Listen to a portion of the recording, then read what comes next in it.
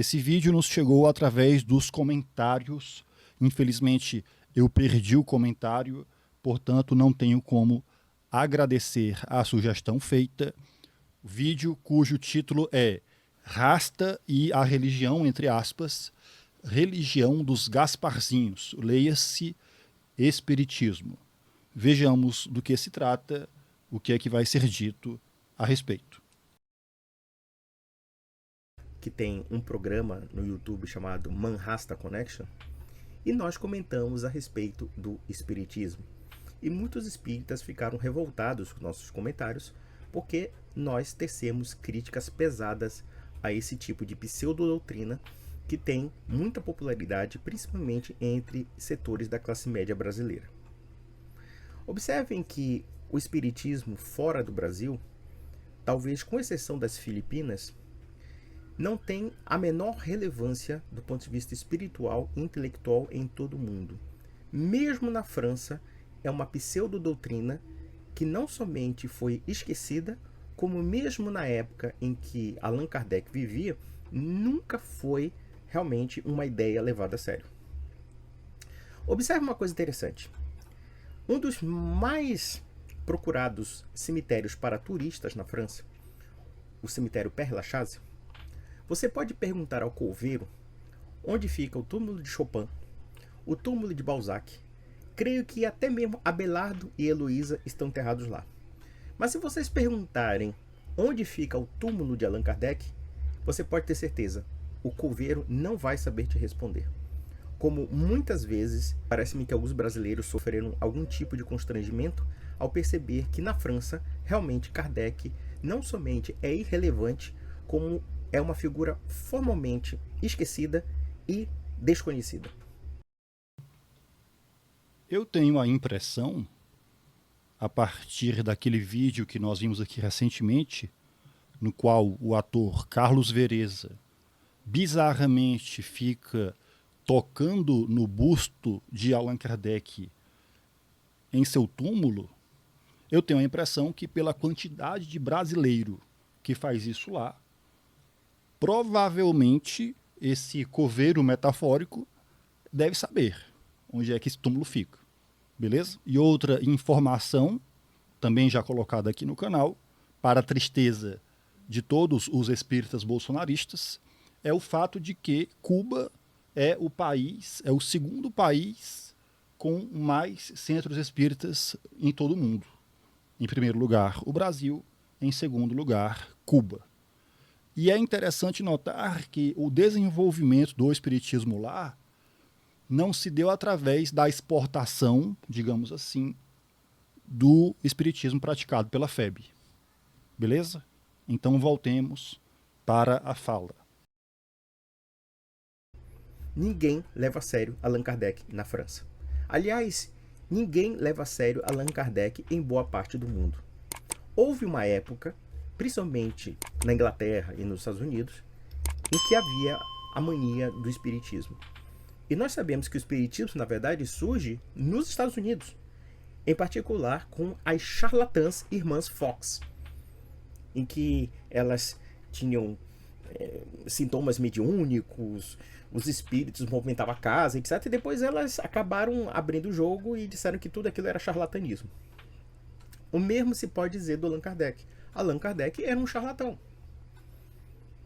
Era um charlatão e basicamente toda a sua pseudo-doutrina espírita, na verdade, é uma deformação deliberada da visão cristã, enxertando conceitos gnósticos ocultistas, como também mesclando uma pseudo-espiritualidade com elementos do progressismo e do materialismo do século XIX. Vejam que a ideologia reencarnacionista do espiritismo bate perfeitamente com a ideia do evolucionismo em outras esferas, principalmente da ciência, como também do darwinismo. Vejam que Allan Kardec, por exemplo, era racista. Ele refletia muito bem o pensamento de uma certa inteligência europeia do século XIX, que acreditava na supremacia racial dos europeus. Inclusive, há textos que com certeza são depurados dos espíritas, em que Allan Kardec afirmava que os negros eram inferiores, não somente dentro do plano espiritual, mas até mesmo do plano físico em relação aos europeus. E ele afirmava claramente também que aqueles negros, se eles evoluíssem espiritualmente, eles seriam reencarnados como pessoas brancas. Essa era a ideologia do Kardec. Isso porque eu não falei da frenologia, que ele acreditava na questão do formato do crânio. Havia inúmeras ideias absurdas em torno de Kardec, que evidentemente os espíritas depuraram para não ficar muito feio. E isso sem prejuízo do fato de que 2 livros que servem de base para os espíritas.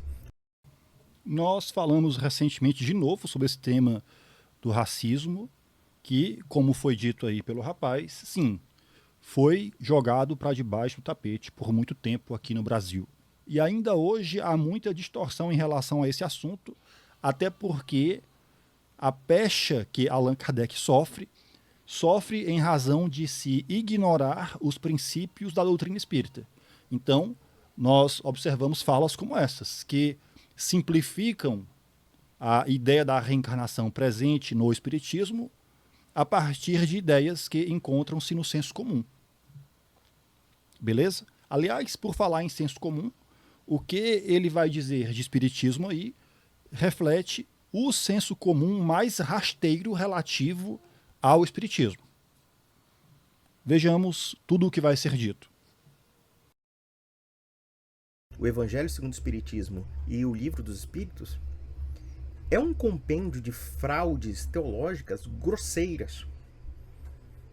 Quando eu li, por exemplo, umas partes do Livro dos Espíritos, nós percebemos claramente uma estrutura de pensamento deísta e maçônica incutida naqueles textos e ainda com pitadas enxertadas até mesmo de uma visão aristotélico-tomista, ainda que evidentemente rebaixada ao nível intelectual que é o espiritismo. O espiritismo é de um nível intelectual muito baixo de metafísica.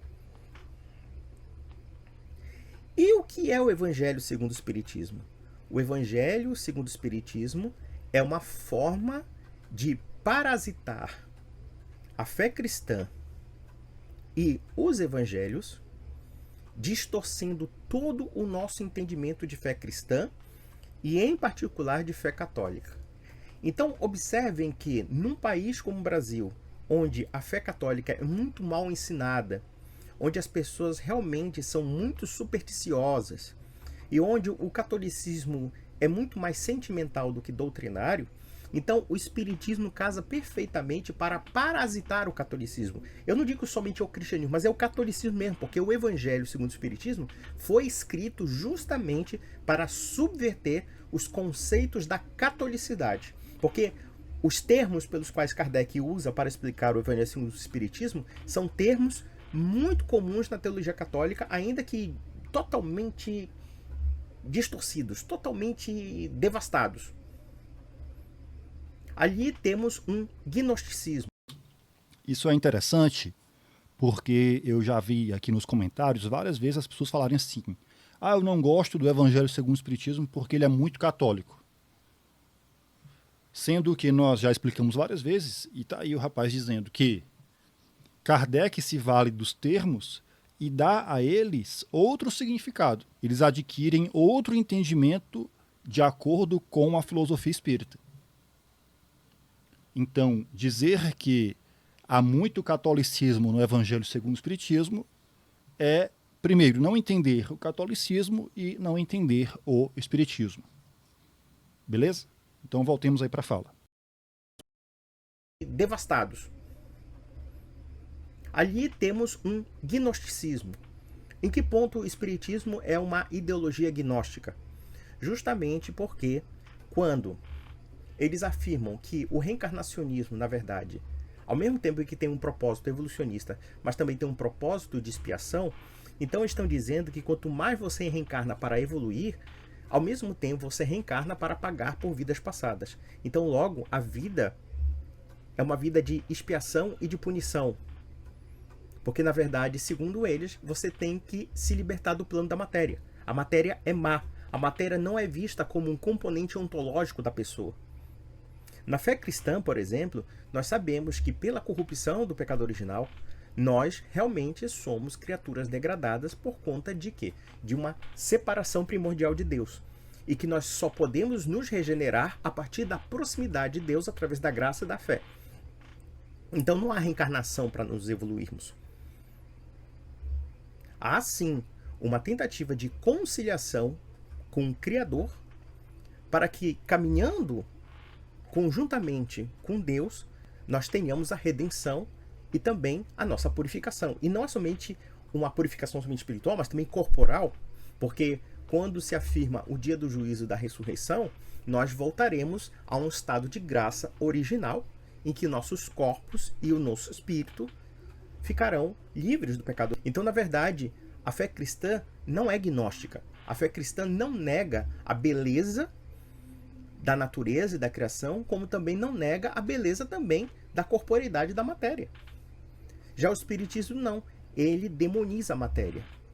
Ele coloca a vida como se fosse uma punição por algo que você fez e você não tem nem consciência do que você faz. Quantos absurdos os espíritas não nos dizem quando você vê uma pessoa que nasceu com uma doença congênita ou uma criança que nasceu com problemas mentais? Como nós estamos vendo, tudo o que ele fala em relação aos princípios espíritas reflete uma ignorância solar.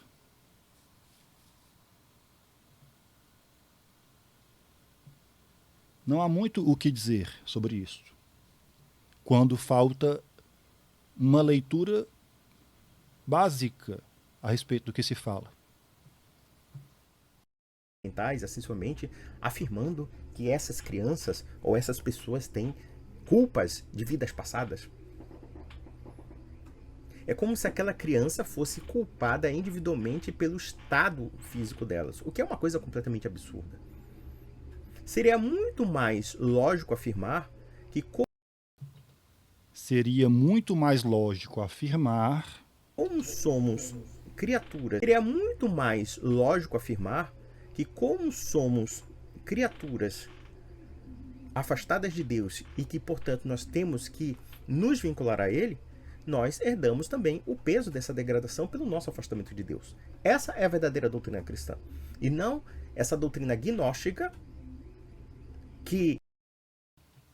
Então seria muito mais lógico entender que a criança paga pelo erro dos outros.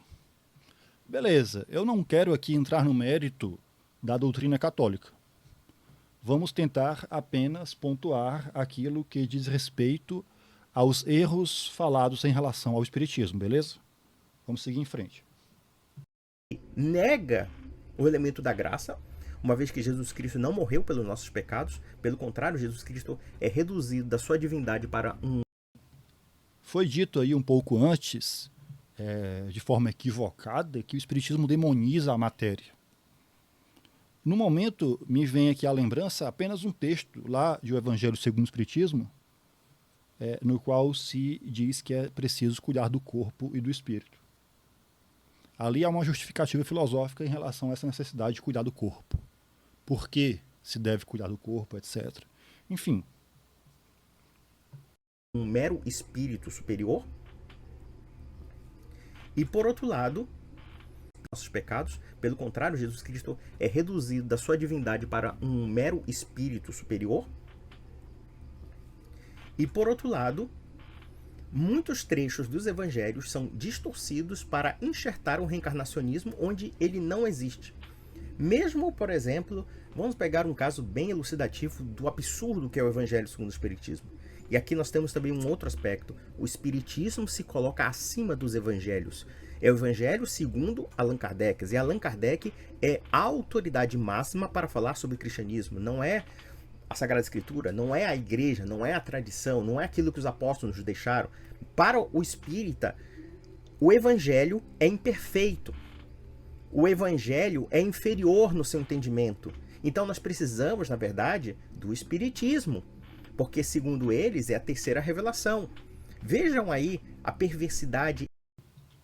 Uma coisa é você estudar o Evangelho segundo os dogmas da igreja. E outra coisa é você ter a oportunidade de evocar na sua casa, onde quer que seja, e poder estudar com os espíritos as lições morais contidas no Evangelho. Os espíritos, bons espíritos, os espíritos superiores, portanto, da segunda ordem em diante, poderão nos proporcionar preciosas reflexões em torno daquelas lições do Cristo. É essa a oportunidade que nós espíritas temos, especialmente porque, com a compreensão que a filosofia espírita nos dá, a partir de o Evangelho segundo o Espiritismo, aquelas reflexões morais, elas têm uma importância prática que, para nós, faz todo sentido, tendo em vista a compreensão que nós temos de onde nós viemos, para onde nós vamos e do porquê aqui estamos. As lições morais do Cristo, para nós, portanto, elas não significam para nós apenas uma oportunidade de obter salvação. Elas se constituem para nós em recurso de vida. Quando nós compreendemos essas reflexões dentro da filosofia espírita. Então a proposta é essa. Quando ele diz que as religiões não deram conta, as religiões cristãs não deram conta, bom, basta a gente olhar para trás e ver aí o que as religiões fizeram com as lições do Cristo. Quem sabe, agora, com a oportunidade que nós temos de refletir, de confabular, de discutir com os espíritos essas lições, no contexto da filosofia espírita, quem sabe a gente tenha um pouco mais de disposição para viver as lições morais do Cristo. Viver. E não ficar apenas enfeitando parede com imagens, quadros, igrejas, essas coisas, relativas a uma prática exterior de culto. Quem sabe, nessas reflexões mais profundas, a gente transforma essas lições em vida vivida. Portanto, seguindo o exemplo do Cristo, fazendo o que ele nos recomendou fazer, independente das religiões. Beleza? Então voltemos aí para a fala, já que o rapaz continua aí a falar uma série de distorções em relação ao espiritismo. Herética eles é a terceira revelação. Vejam aí a perversidade herética em torno desta falsa doutrina.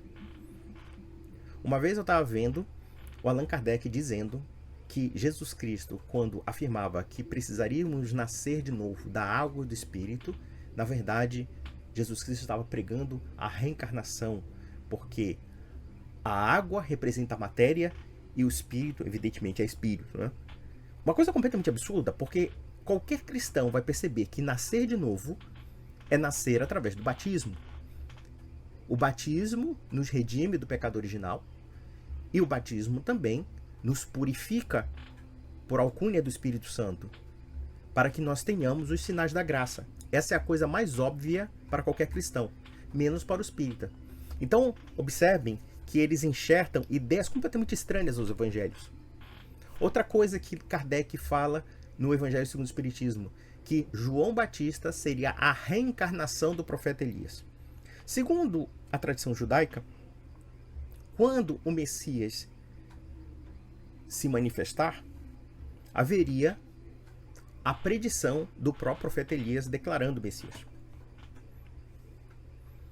E aí, segundo Allan Kardec, João Batista foi degolado porque ele estava pagando as vidas passadas que ele fez contra os seguidores de Baal. Olha só que nível de loucura, que nível de patifaria é esse livro. É claro que, quando Jesus Cristo fala que João Batista tem o espírito do profeta Elias, ele não está afirmando que João Batista seja o próprio profeta Elias. Até porque, segundo a tradição judaica, o profeta Elias não morreu, ele subiu aos céus. Aí, claro, a gente vai discutir se ele subiu à plenitude dos céus, e assim sucessivamente, que existe uma discussão, porque Jesus Cristo fala que o único que subiu aos céus primeiro foi ele. Mas aqui é uma outra questão. É outra questão. Se subiu aos céus ou não, é outra questão. O caso é o seguinte: eles enxertam ideias estranhas aos evangelhos, e no caso em questão, eles dizem que o profeta Elias encarnou na pessoa de São João Batista. Quando, mesmo no primeiro capítulo de João, o próprio São João Batista diz que ele não é o profeta Elias.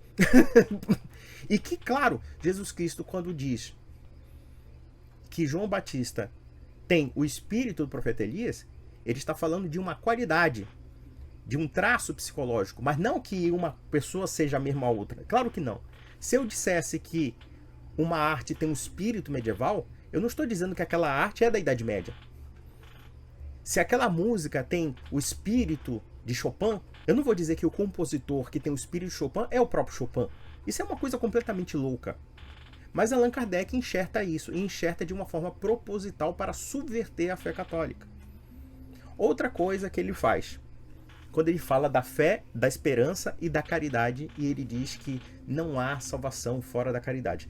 A gente percebe que parece ser uma coisa muito bonita, muito poética. Poxa, que bonitinho. Você tem que ter amor, você tem que ter gentileza, você tem que ser bonzinho, etc.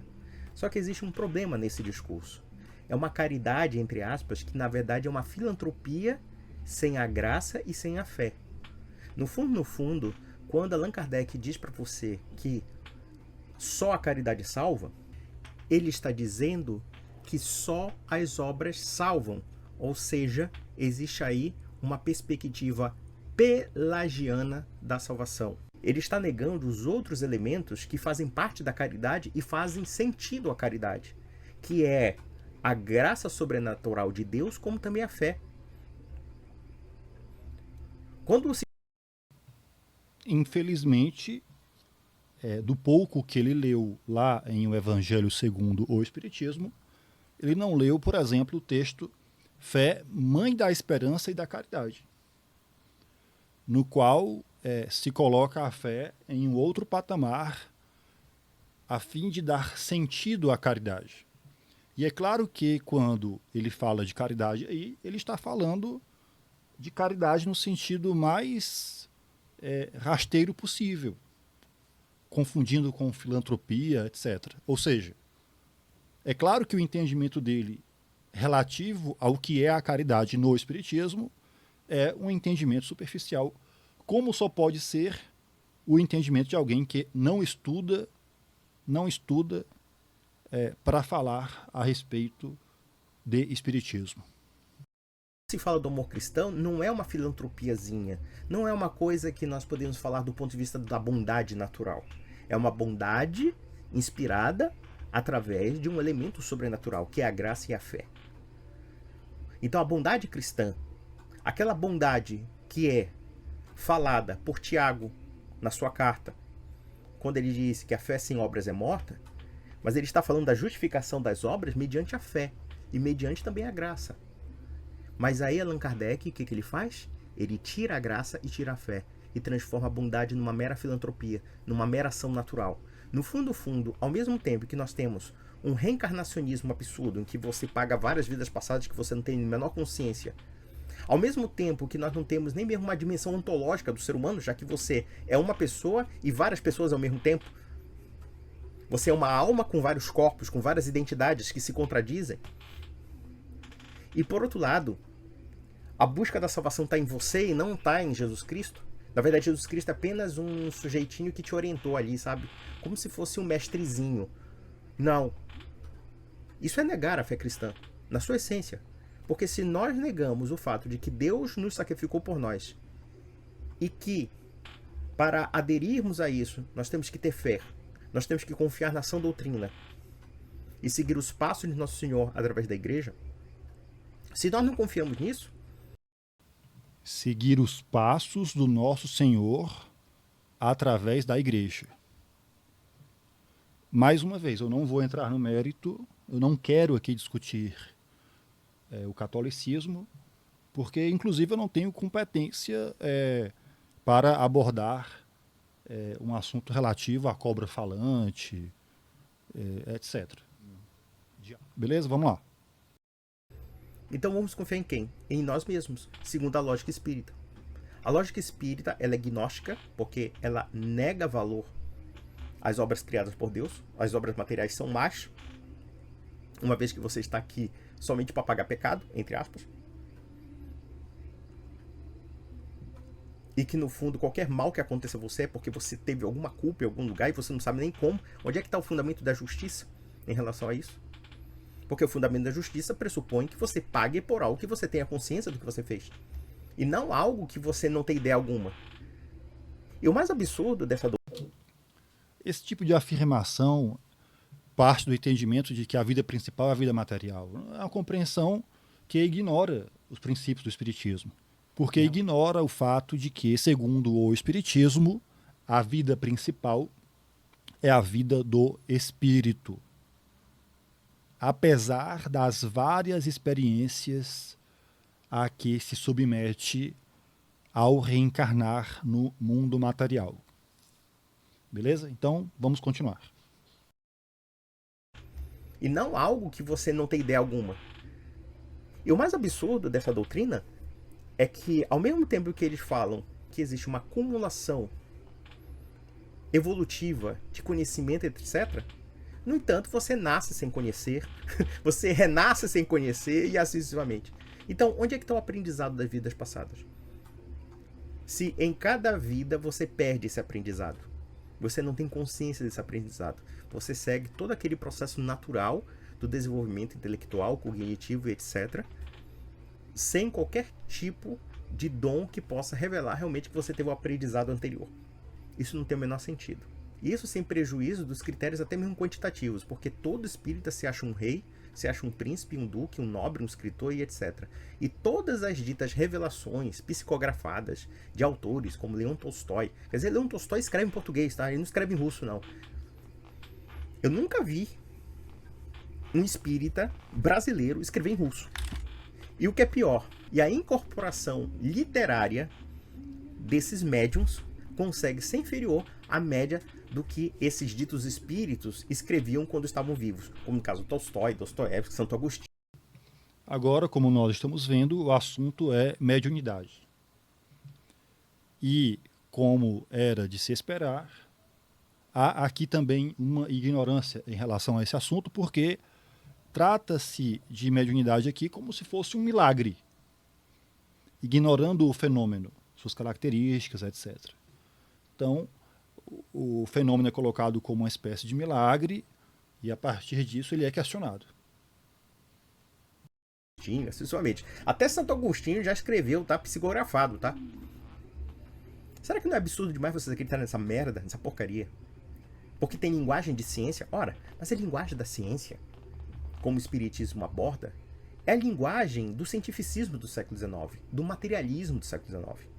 E observe uma coisa também interessante. Isso aí, eu poderia até citar um sujeito que era um gnóstico, era um ocultista, inclusive, chamado René Guénon. René Guénon escreveu um livro chamado O Erro Espírita.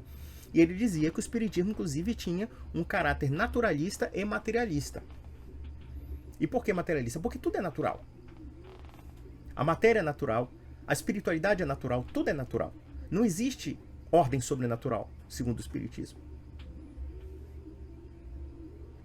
O Deus espírita é um Deus deísta. É um Deus tipicamente maçônico. E vocês, maus católicos, porque você que é católico espírita, eu tenho que chamar a atenção de você. Você não é católico. Se você acha que você tem que fazer concessões ao espiritismo em algum ponto, seja porque você viu algum fenômeno estranho num centro espírita ou coisa parecida, desculpa, você não é católico. Tem que ser dito pra você. Ou você é um católico de IBGE e um católico realmente de merda. Tem que ser dito pra você.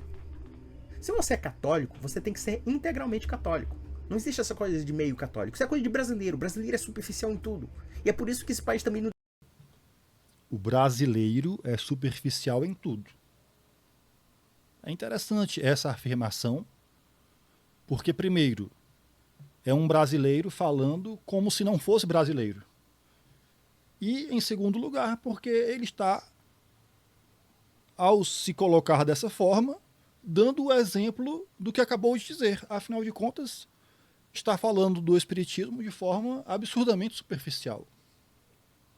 É muito interessante essa visão, não é mesmo? Porque é um brasileiro que não se vê como tal, apesar da superficialidade com que trata um assunto que ignora por completo. Não dá certo em muita coisa, porque nós somos superficiais.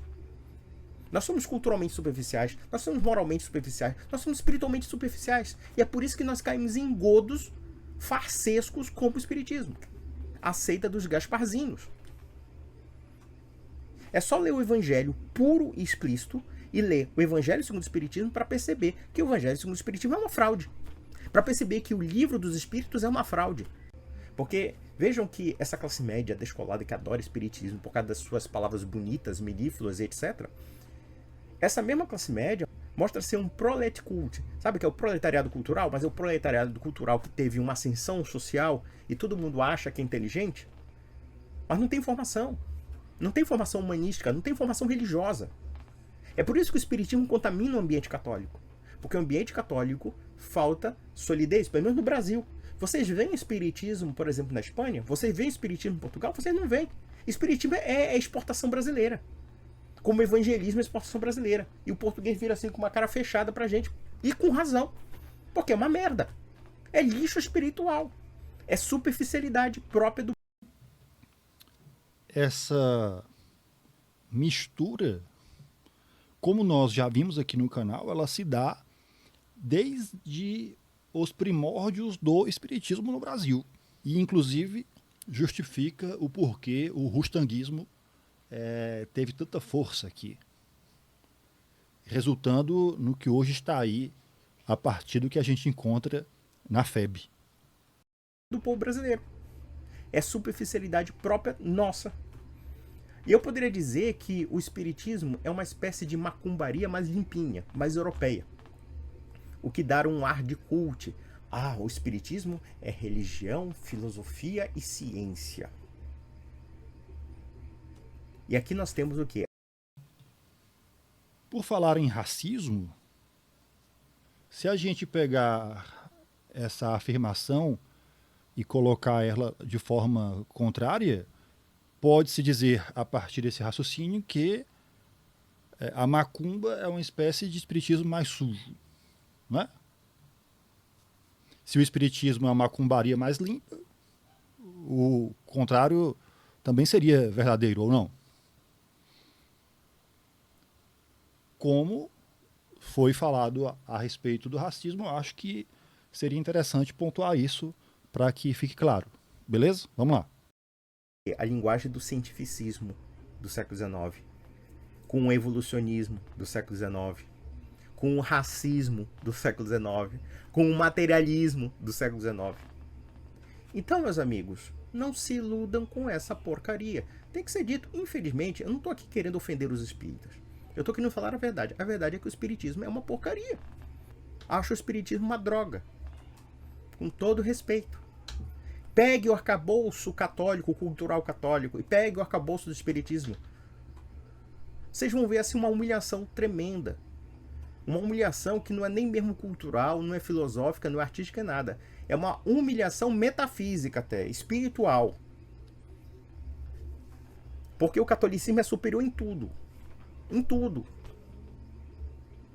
Mesmo alguém que seja ateu vai perceber isso.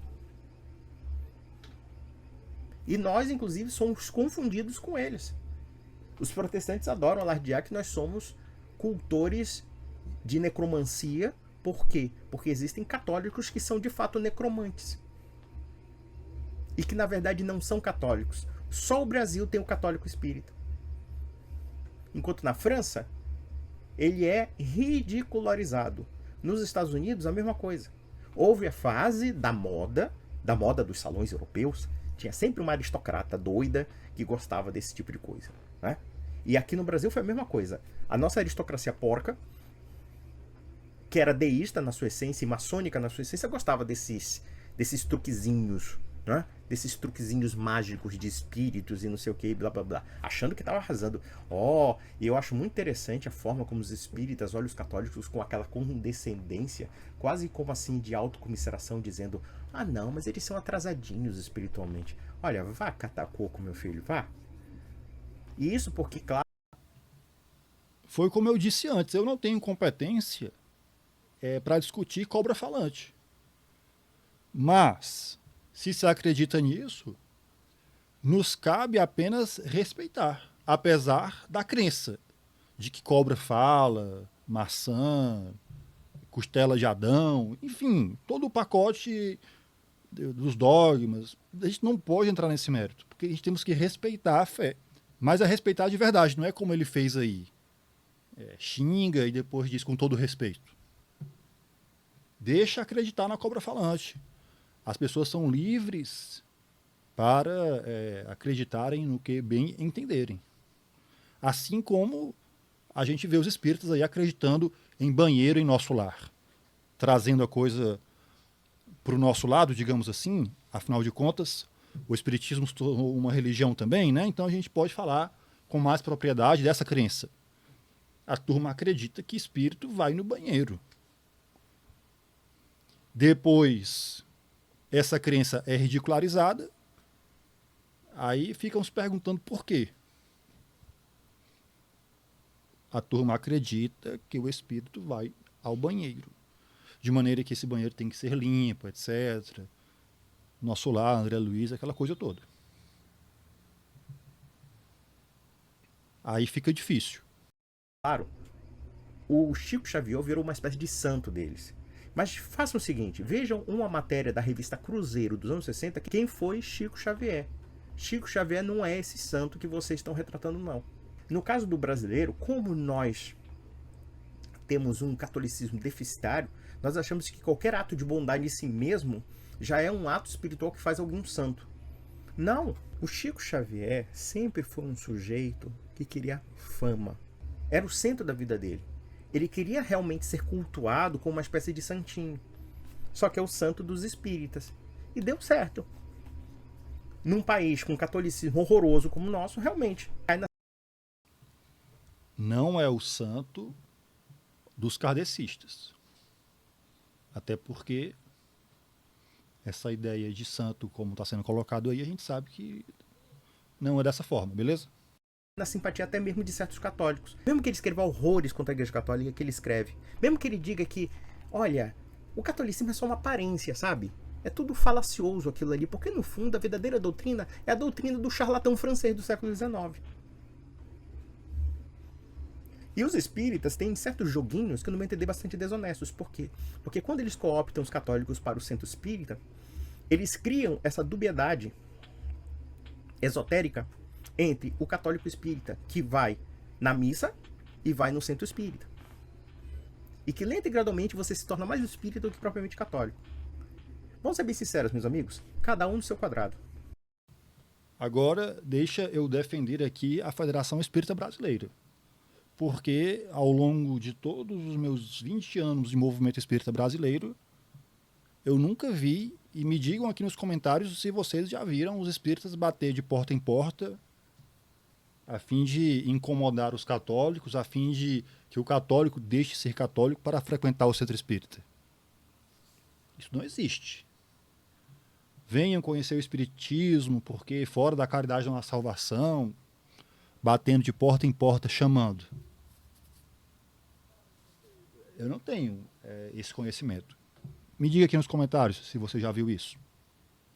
Olha aí, eu defendendo a FEB, hein? FEB, presta atenção. Beleza? Para vocês aí também que dizem que eu só faço criticar. Se você quiser ser espírita e ficar conversando com o Gasparzinho, não tem problema não. Ou melhor, tem problema. Você pode ir pro inferno, tá? Você pode ir pro inferno. Pode ser que você esteja conversando com um demônio. O demônio existe. Você está apelando talvez às forças do mal, porque isso não é permitido por Deus. Mas se você quiser acreditar na mediunidade de um bando de charlatão que fazem cirurgias sem qualquer medida antisséptica, como de fato foi uma moda, isso nos anos 80, eu me lembro muito bem que o espiritismo teve o seu auge nos anos 80, quando houve muita programação, pinga-fogo, enfim, isso nos anos 70, tá? Quando apareceu o Chico Xavier, ou então mesmo, sei lá, o Zé Rigó, o João de Deus, que, pô, a gente sabe quem foi o João de Deus, né? Tudo bem, eu não tô dizendo aqui que o espiritismo seja, sei lá, envolvido com coisas horrorosas. Não, eu acho que isso aí, infelizmente, nós encontramos em qualquer lugar, inclusive no catolicismo, inclusive na igreja católica, nós encontramos pessoas. Ou,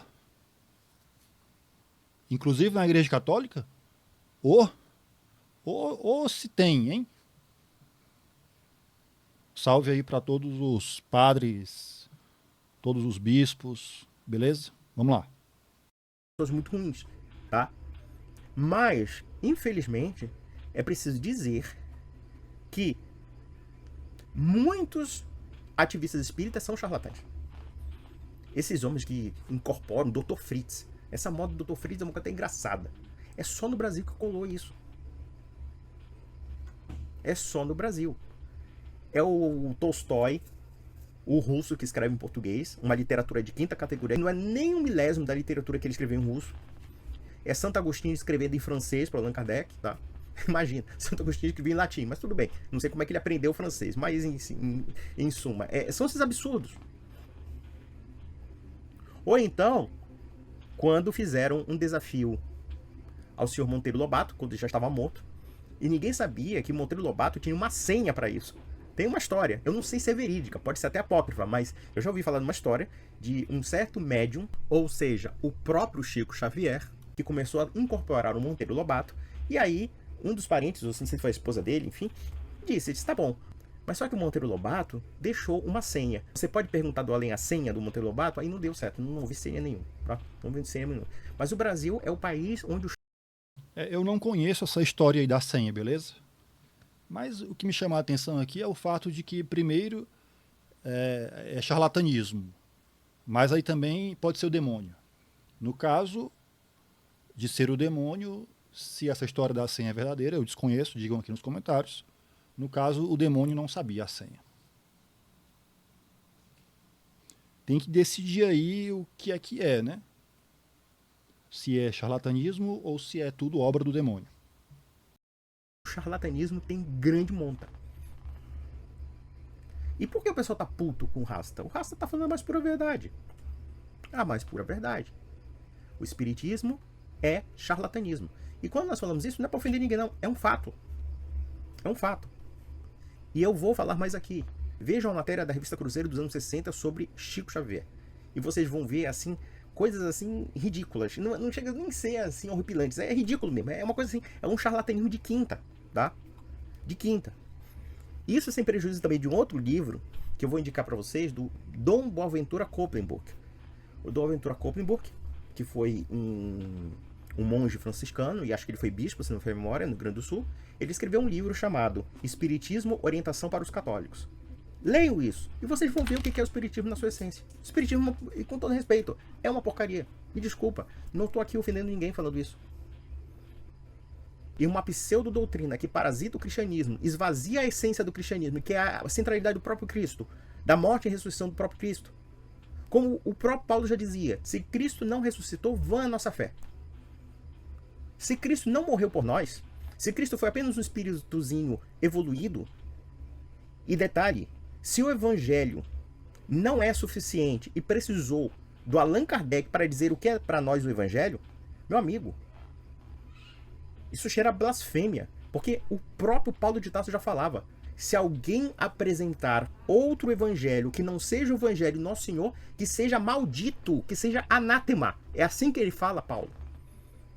Mas não, o evangelho é defeituoso, a Bíblia é defeituosa. Você vai encontrar espírita falando isso. Ao mesmo tempo que eles parasitam a Sagrada Escritura, eles dizem que a Sagrada Escritura é imperfeita. Perfeito é o Gasparzinho misterioso que chega lá com Allan Kardec, lá no Livro dos Espíritos, ou no Evangelho segundo o Espiritismo, afirmando, olha, a verdade somos nós, tá? A revelação divina anterior não vale nada. O que vale é essa revelação. Como se sabe, não há na proposta kardecista a ideia de que fora do espiritismo não há salvação. Como se sabe, a proposta ela foge dessa ideia. exclusivista. Não há nada disso. Muito menos essa ideia de que a comunicação com os espíritos é perfeita, enquanto reveladora da verdade, etc. Aqui é uma sucessão de erros, como nós estamos demonstrando ao longo de toda a fala, erros próprios de quem não sabe do que está falando.